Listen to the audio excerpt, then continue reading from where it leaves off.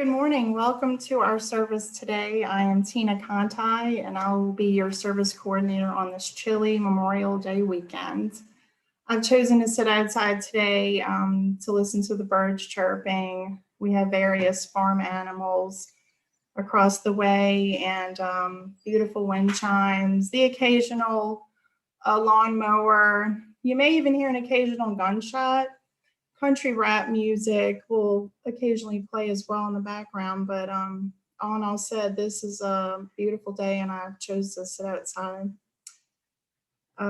We have our Reverend Cynthia Cain with us today for our service titled Love, Loss, and Memory. This service will be filled with a variety of avenues for all of us to reflect upon. Jesse is our Zoom host today with Karen co-hosting. Sandy is at GNUUC providing her beautiful chalice lighting.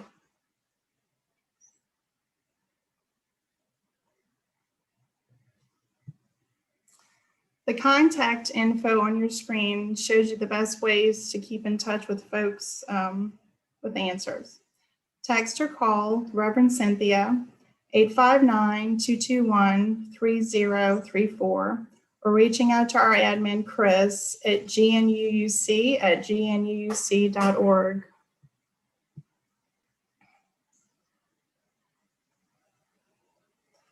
And while Sandy lights our chalice, here are our opening words from John A. Burens and Rebecca Parker, titled Hope Rises.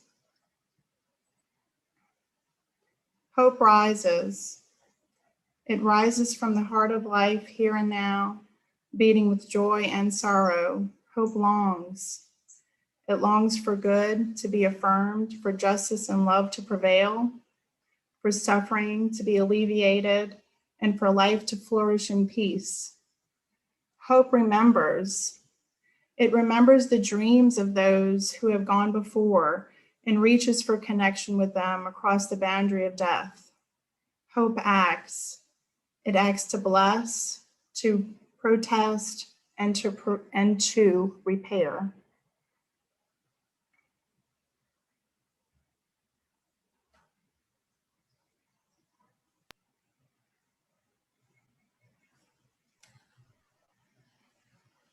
And now for our beautiful covenant. Please join me in reading these words if they hold meaning for you.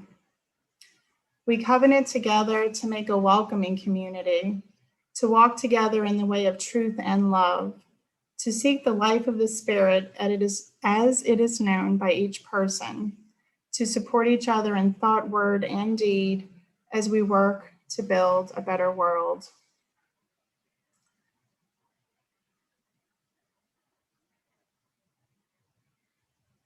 Our gathering hymn is Rebuilding Starts with Weeping.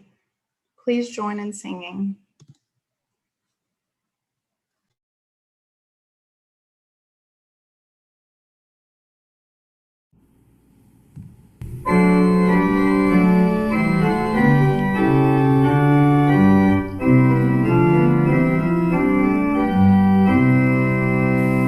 Rebuilding starts with weeping, with tears that fall like rain, with full and honest grieving for years of loss and pain, for suffering and sorrow that never had to be. Rebuilding starts with weeping for all who are not free. Rebuilding starts with praying, with hope so loud a voice, with visions for our country, with reason to rejoice. We offer up our spirits, our hearts and minds and hands. Rebuilding starts with praying,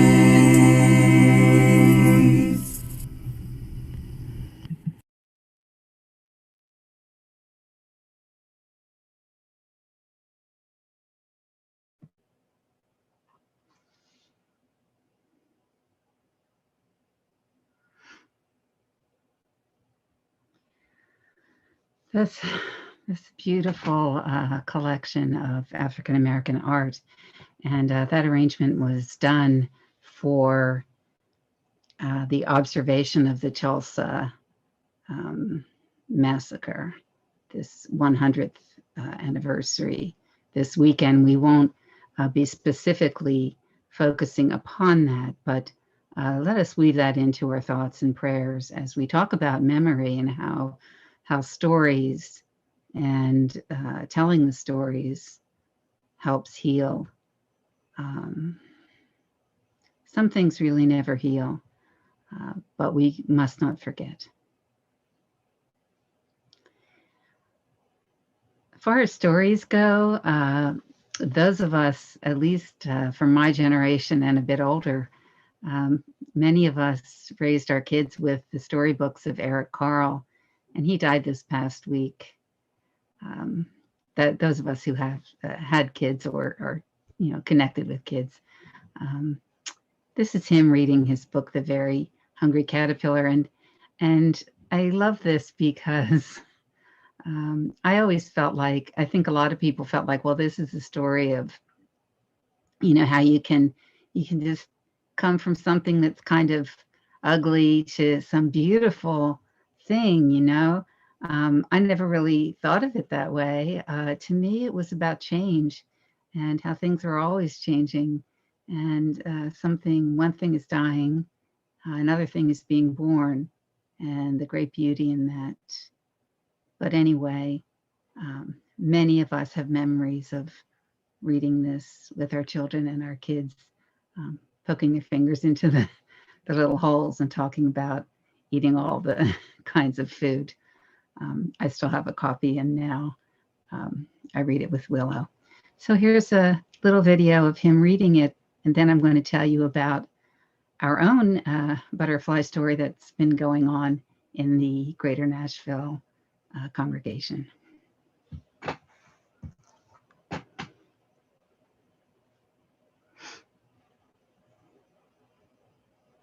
Hello, I'm Eric Carle, the creator of The Very Hungry Caterpillar. I dedicated this book to my sister Krista.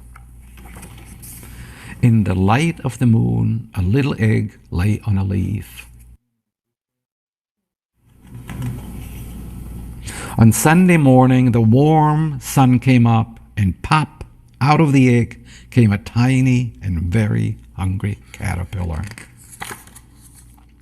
He started to look for some food. On Monday, he ate through one apple, but he was still hungry. On Tuesday, he ate through 2 pears, but he was still hungry. On Wednesday, he ate through 3 plums, but he was still hungry. On Thursday, he ate through 4 strawberries, but he was still hungry. On Friday, he ate through 5 oranges, but he was still hungry. On Saturday, he ate through 1 piece of chocolate cake, 1 ice cream cone, 1 pickle, 1 slice of Swiss cheese, 1 slice of salami, 1 lollipop, 1 piece of cherry pie, 1 sausage, 1 cupcake, and 1 slice of watermelon. That night, he had a stomach ache. The next day was Sunday again. The caterpillar ate through 1 nice green leaf, and after that, he felt much better.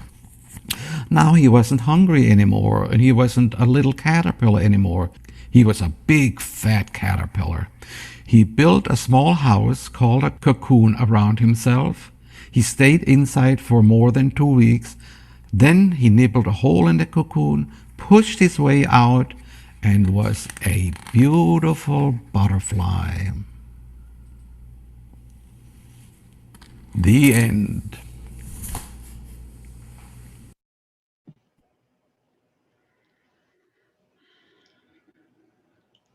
So when I was coming to Nashville, there was an exhibit at the, God, I'm sorry, guys. I've been forgetting words lately. The place there where all the flowers are. But anyway, you may have seen it. about Eric Carle, and I enjoyed that. The gardens. Okay, right in Greater Nashville congregation, there has been a metamorphosis taking place. And this is being hosted by Charles Sumner's daughter, Rachel. Some of you know her. There she is. There's Charles. There's Marjorie. I think that's their other daughter, yeah. And they are probably right now sitting outside having a monarch watch party because she has raised 3 little monarchs. And here starts the story of the 3. The first one was Herkimer, and Herkimer grew from a caterpillar. And you can see with the pencil point in the next slide how small Herkimer was. And there, having shed the the first part of the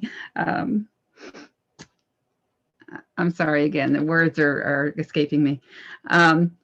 These leaves came from Jenny Gemignani's house, and these are the only kind of food that monarch butterflies, monarch caterpillars will eat. So that's how it all began. So it's kind of been a joint project of the congregation.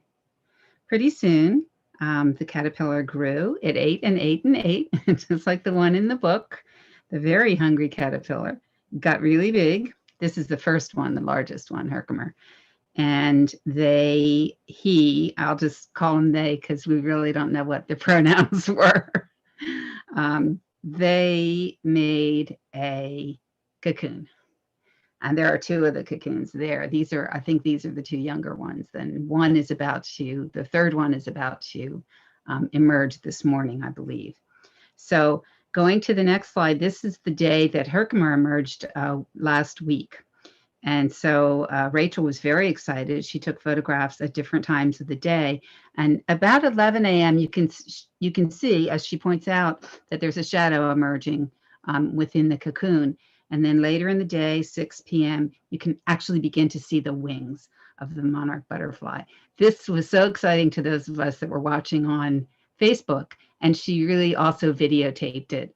We didn't want to try the challenge of putting all these things up here for the service. But if you befriend Rachel Sumner on Facebook, you can see her videos. And she also has lots of other information and links about monarch butterflies.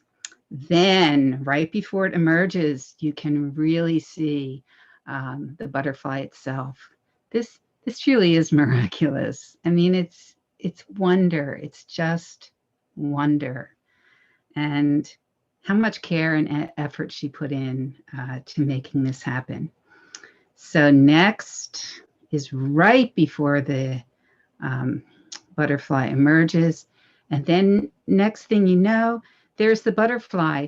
On the first one, on Herkimer, she watched and watched and watched and watched, and then she went to take a shower, or maybe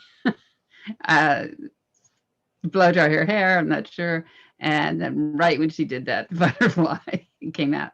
But the second one, and I presume this morning, the third one, she's been on site to watch them emerge. What a treat that's been for her friends. And now she has a little tent within which they have emerged, and people have been able to join her to watch and to celebrate the gorgeous monarch butterflies. And I just, to me, this is life. This is life. Beauty comes, there's wonder, things will continue. We will live, we will die, things pass away. And even the earth someday, will pass away. But we can marvel, we can love, we can appreciate, and we can celebrate together and share that, the way she shared it, with other people. I'm really grateful to her for that. And thank you, Rachel. And thank you, Charles and Marjorie, for sharing Rachel with us. What a joy she is. Okay, Tina. Great, thank you. We're doing a special collection this month in lieu of our normal Share the Plate program.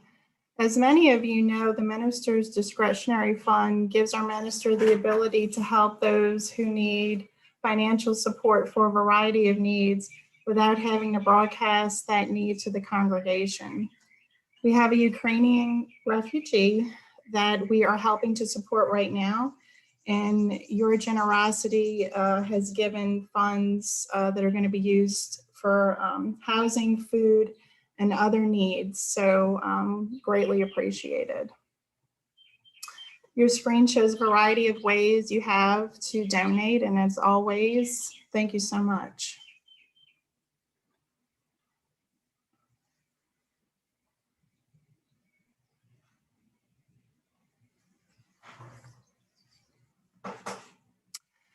So now I am going to sing Fire and Rain by James Taylor. I'm going to mute just for a moment and make sure that I have everything set up. So just give me a second.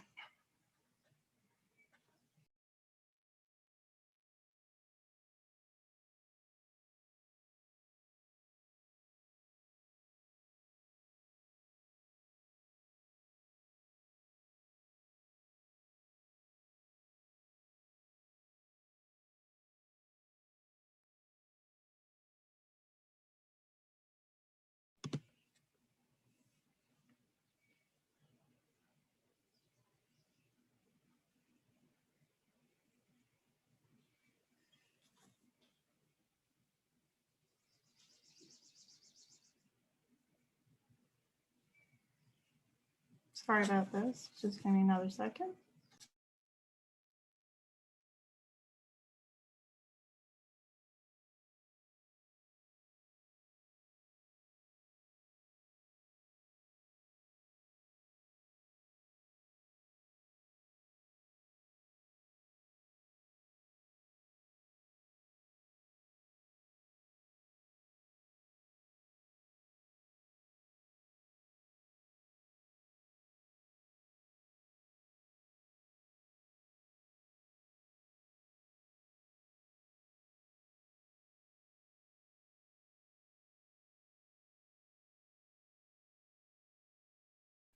Gotta love technology.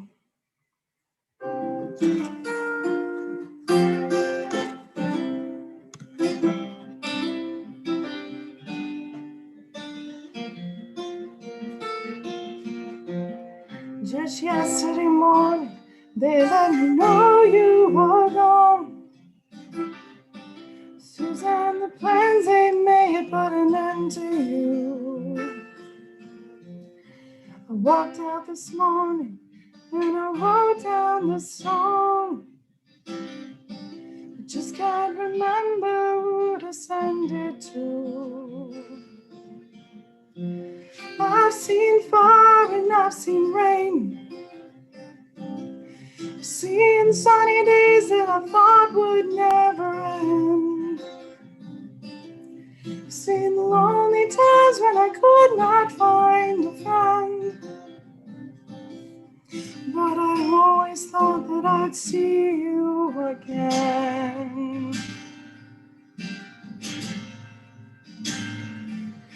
Won't you look down upon me, Jesus? You gotta help me make a stand. You just gotta see me through another day. My body's aching and my time is at hand. And I won't make it any other way. Oh, I've seen fire and I've seen rain. I've seen sunny days that I thought would never end. I've seen lonely times when I could not find a friend. But I always thought that I'd see you again. Been walking my mind to an easy time when back turned towards the sun. Lord knows when the cold wind blows, it'll turn your head around. But But there's hours of time on the telephone line to talk about things to come. Sweet dreams and flying machines and pieces on the ground. Oh, I've seen fire and I've seen rain. I've seen sunny days that I thought would never end. I've seen lonely times when I could not find a friend. But I always thought that I'd see you, baby, one more time again now. Thought I'd see you one more time again.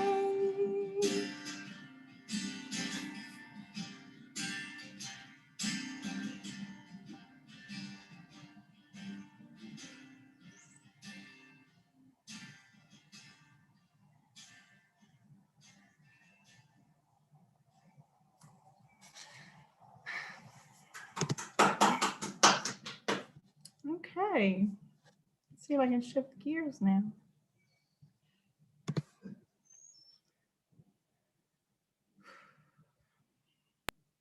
So we're going to be moving into meditation.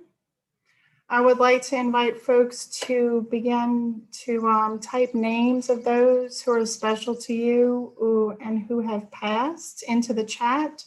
Cynthia and I will take turns reading the names after our friends Denise and Bonnie share their stories with us.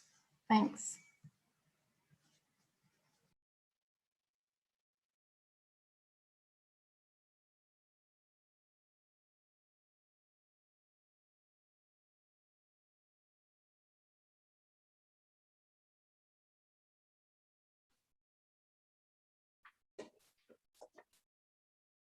Is it my turn to speak? I think so. I will go ahead. I want to tell you about a friend of mine. Last September, a lifelong friend of mine died. She died on my birthday, but I didn't know it until a couple of days later. Her name was Cheryl Markoff Powers. When I think about Cheryl, my mind travels back 40 years ago to the time that she and I shared in LRY, Liberal Religious Youth. In 1979, Cheryl and I and others shared an apartment in Boston. We also worked together in the LRY office at the UUA. Actually, we worked in the building behind the building, and we were in the basement. I remember Cheryl from that time as being a natural born listener. As young adults, everything in our world was very dramatic to us. She was our emotional sponge. We were dedicated and passionate about our work. We were also passionate about enjoying our lives. I'd like to paint a picture for you, an example of what our lives were like. We were not poor in spirit, but we were definitely poor in cash. The apartment that we shared had no air conditioning. One steamy summer day, one of us thought to put cold water in the bathtub and soak her feet in it to cool off. Soon there were several young women sitting around the edge of a clawfoot bathtub, soaking our feet in the cold water. The relief from the grimy heat of the city summer was joyous. It was the same joyous relief that can be found at the beach on a hot summer day. But we didn't need to go any further than our own bathroom to be joyous. I don't know what we talked about or what we laughed about while sitting around that bathtub, but I remember how it felt. Spirits were high. My friend Cheryl, as a young woman, what made my friend Cheryl so likable was her way of being in the world. Cheryl was wise and Cheryl was naive. She had a wonderful sense of humor that was never mean-spirited. Our nickname for Cheryl was Shirley Lou Smirkoff. That was many years ago. When I heard that we had lost Cheryl, I was overwhelmed. Like a child, I wanted to know where she is. If she's not here with us in this world, then where is she? I choose to believe that Cheryl is in the same place that she was before she was ever born. She was safe then, and she's safe now. Amen.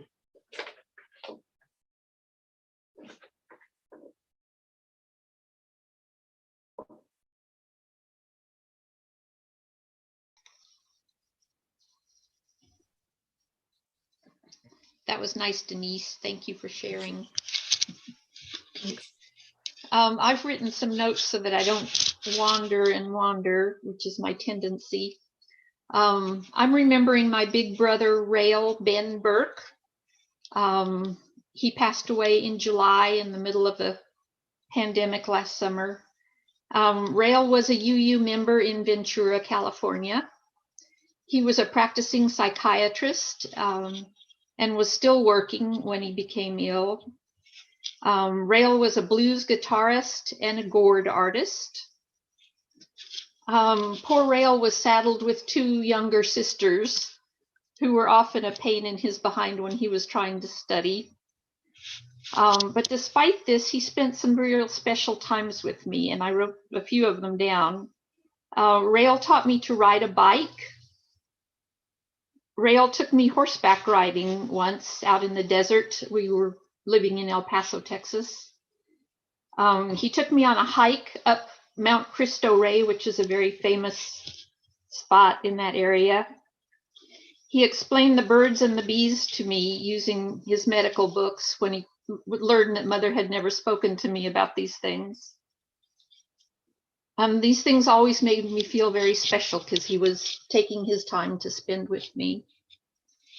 7 years ago, he called and asked what I was doing for Thanksgiving, and he came to visit and stayed in my home with me. That was a really special several days to me. 3 years ago, Rail called and invited me to go out to California to visit with him. He had also invited his daughter and his granddaughters down from Northern California, and we all spent a fabulous week together getting to know one another. Rail was a very unique and special human being, and I always looked up to him, both physically, because he was very, very tall, and emotionally with a great deal of pride. And I'm really grateful for these special memories I have of my brother Rail. Thank you.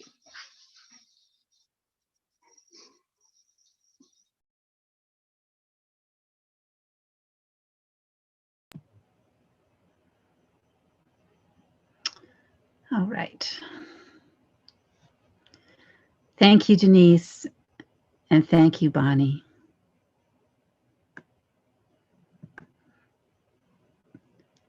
Okay. Chief Woodcard. Thank you, Karen. I remembered later. Let's see. I will start, Tina. Okay, you ready? We'll be reading these names that you've shared. Dorothy Cardinal. Let me just scroll down here a little bit.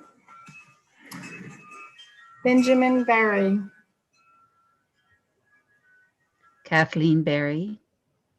Otis Holly. Alice Baker. Harry Baker. Eddie Suter. Sister Elaine DeRosers. Sincere Pierce.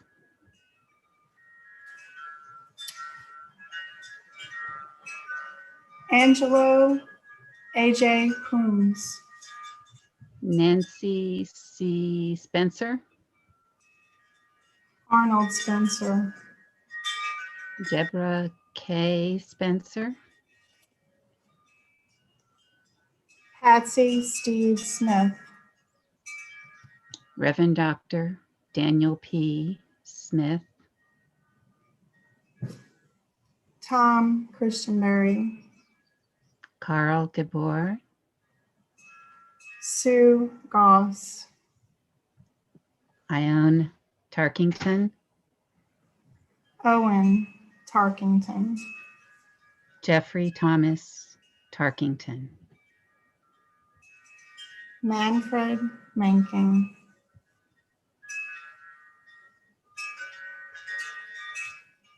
I would like to add two, if you don't mind. of course. Joyce Lapoma and Christian Gillespie.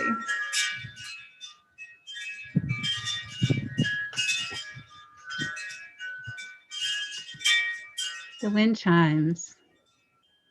That's so nice. Yeah. I wasn't sure what that was. That's so nice. These and all the others that have been lost to us and to the world throughout time. We pause, we remember, we tell their stories. We bring love.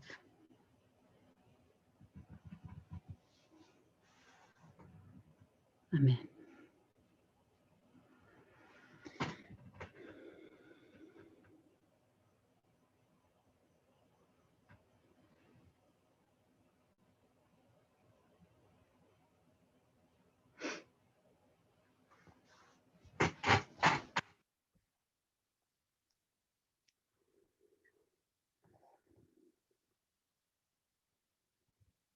This is a poem from Mark Nepo.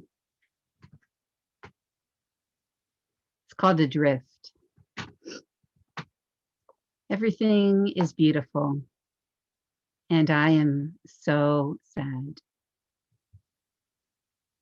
This is how the heart makes a duet of wonder and grief. The light spraying through the lace of the fern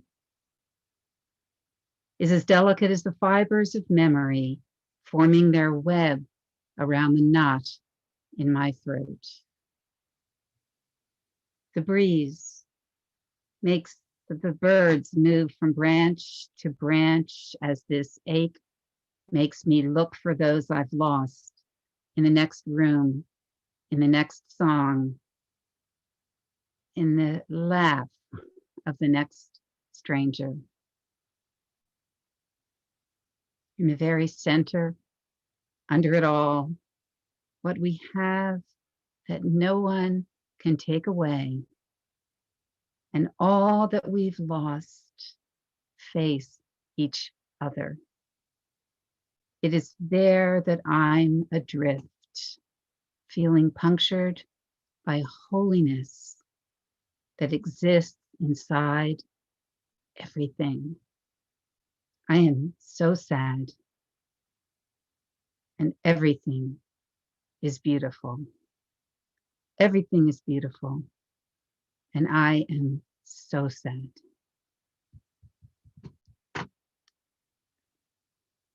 There's a woman, UU minister colleague, who during the pandemic lost her 2-year-old son to what is called a sudden unexplained childhood death.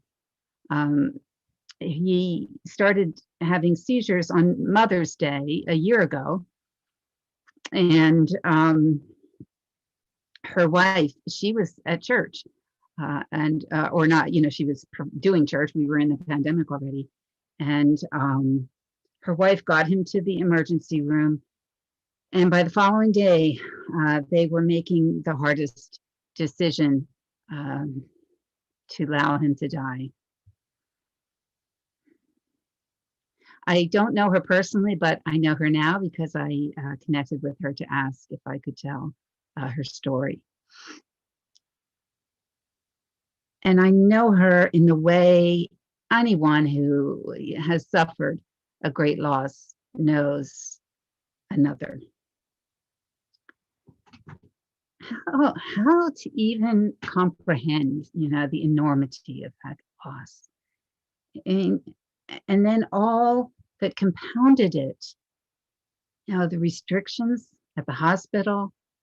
This was May, a few months into the pandemic. The inability to have a regular funeral. She said they had people just drive by the house. The year-long separation from friends and family, people who could have been with them and held them, comforted them, and who were desperately needed, not just by her and her wife, but by their surviving son, who had lost, inexplicably lost. He was only 4, his little brother, his playmate. We heard so much about the death and the loss from COVID. The stories almost just were so, constant that you almost grew, I wouldn't say numb to them, but, you just almost grew used to them. It stretched our comprehension and it demanded all of our compassion. Today, I thought, let's pause in memory.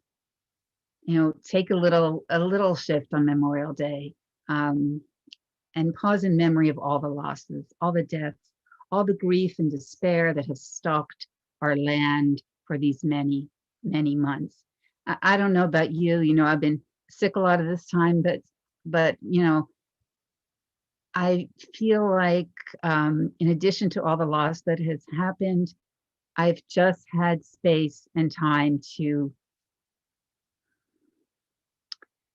contemplate some of the things that have been lost and some of the people that I have lost. And it's good, it's good to do this grief, but it's a lot of work. And it's good to have people to do it together with. I'm so glad you have one another. We tell stories, we remember, and it's through stories that we will turn from grief to praise. And as we approach Memorial Day, I can't help but notice the ironic intersection of all this loss, all this grief, with the ongoing march of killing and maiming and destruction and climate ruin that is called war. In the beginning of April, before I got really sick this last time, I went to DC, and I saw so many memorials, and they were memorials to wars, and to the people who fought in wars.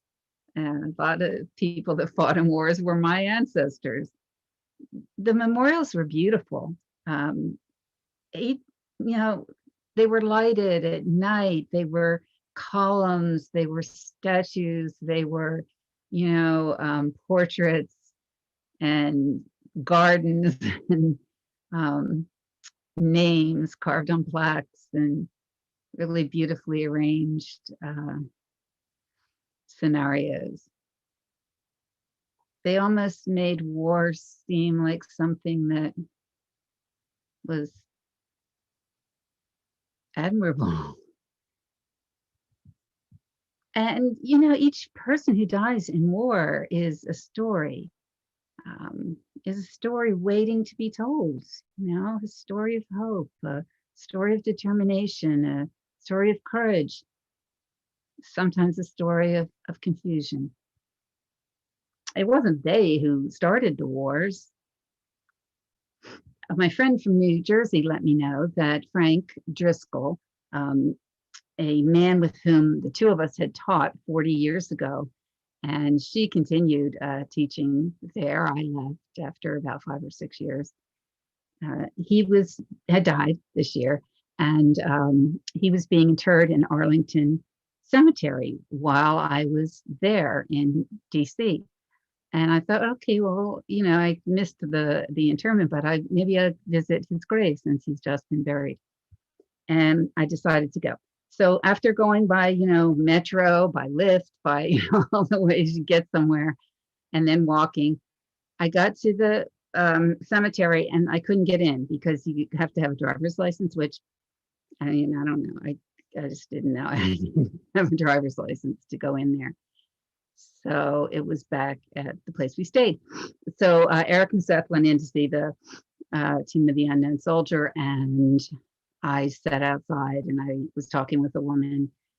She was from Korea. She had married a man, and she also didn't have her driver's license. So we were telling one another stories, and it was nice. It was like life again. It was like people talking to one another and telling stories about people.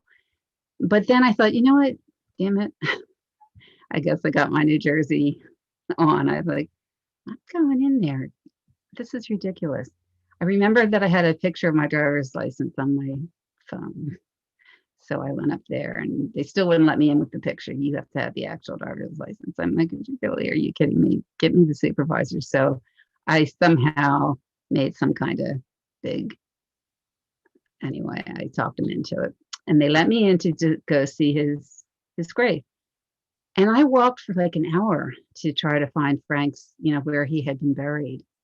And it was past, all the beautiful shaded lawns and the trees that were in blossom at the time and the flower borders. And it was past the paved roads. And like, this is a mistake because I'm past everything and I haven't gotten to this numbered, lot where it's supposed to be yet. But it was literally at the end, like the very farthest end. It was a gravel lot from which you could see and hear the freeway. And, it could have been a battlefield. And I thought to myself, you know what, maybe it's time for Arlington Cemetery to close down and there's enough people buried here. But I did spend a little time there with Frank. Everything is beautiful, and I am so sad. This intersection of wonder and grief. I talked before about grief and about a book that I love called The Smell of Rain on Dust. And the author writes, good people ingest life's sorrows for their losses, and they often suffer for it. But if we let grief flow, life does not conspire to leave us hanging for too long. Denise and Bonnie talking about their friend and brother and, telling their stories. That's one way of grieving when you're ready. Grief, he writes, as a spiritual enzyme. I really like that. Grief as an enzyme.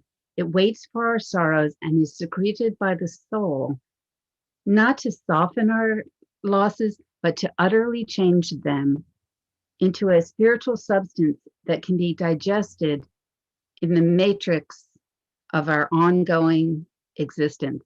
I guess it's like the caterpillar, digesting the leaves and turning into something more beautiful. The grief can be like an enzyme. Works for me. With time, with this fermentation, this metabolization, grief can ultimately be what it is meant to be, the only real source of beauty, of art, and of kindness through living. War disrupts this natural fermentation of grief. This fermentation into gratitude and joy. And it results in an unmetabolized, he writes, a generational grief and depression. I can see that. As the Tao Te Ching says, all victories are to be remembered as funerals. Is it okay to hate war, even on Memorial Day, and yet remember and honor those who were lost in wars? Of course it is. War, writes Martin Prechtel, the author of this book, war is amnesia about our past, and it always means trying to avoid having to grieve by deferring more grief onto future generations. The couple who lost their 2-year-old a year ago welcomed a baby boy on May 2nd. And as Kim, the minister, says, not because he will save or heal us, but because he is a symbol of us having chosen life when we could have chosen otherwise. Here's a closing poem, and this is also one that Kim, the mother of Malcolm, the baby that died, chose for her sermon. So she didn't write it, but she has written some poems. This is by Stephen Dunn, and it's called Sweetness. Just when it had seemed I couldn't bear one more friend waking with a tumor, one more maniac with a perfect reason. Often a sweetness has come and changed nothing in the world except the way I stumbled through it. For a while, lost in the ignorance of loving someone or something, the world shrunk to mouth size, hand size, and never seeming small. I acknowledge there is no sweetness that doesn't leave a stain, no sweetness that's ever sufficiently sweet. Tonight, a friend called to say his lover was killed in a car he was driving. His voice was low and guttural. He repeated what he needed to repeat, and I repeated one or two words we have for such grief until we were speaking only in tones. Often a sweetness comes as if on loan, stays just long enough to make sense of what it means to be alive, then returns to its dark source. As for me, I don't care where it's been or what bitter road it's traveled to come so far, to taste so good. That was The Sweetness by Stephen Dunn.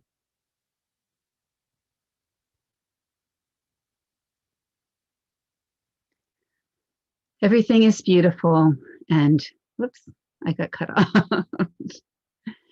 Everything is beautiful and I am so sad. I am so sad and everything is beautiful. Now I'm done. Thank you, Reverend Cynthia. Your words will stay with me all day for sure. Our next song is an original by Dave Rowe, Song of Gratitude.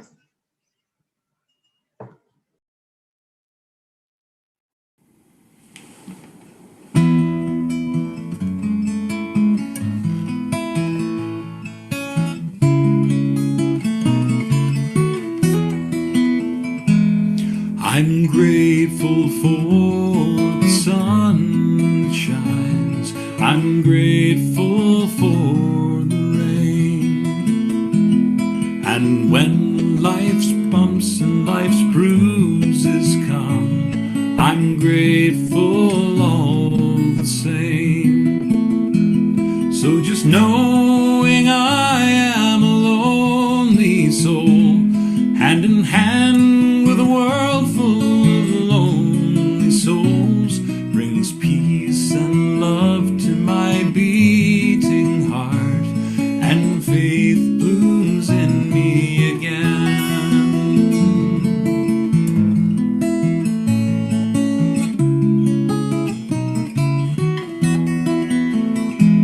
I'm grateful for music that I may hear. I'm grateful for a tune, the songs that seem to flow through my mind like a river chasing the moon. So just knowing I am a lonely soul, hand in hand with a world full of lonely souls, brings peace and love to my beating heart, and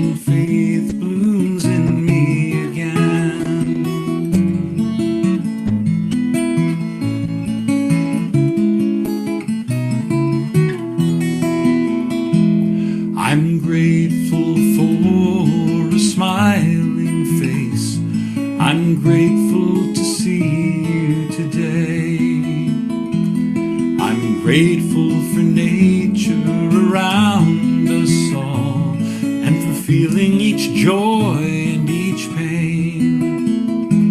Somehow knowing we are all lonely souls, hand in hand with every lonely soul, brings peace and love to each beating heart, and faith blooms in us again. And what is this faith that I'm speaking of? It isn't in some old bearded man up above. It's music and poetry, beauty and love in all of us everywhere. It's music and poetry, beauty and love in all of us everywhere.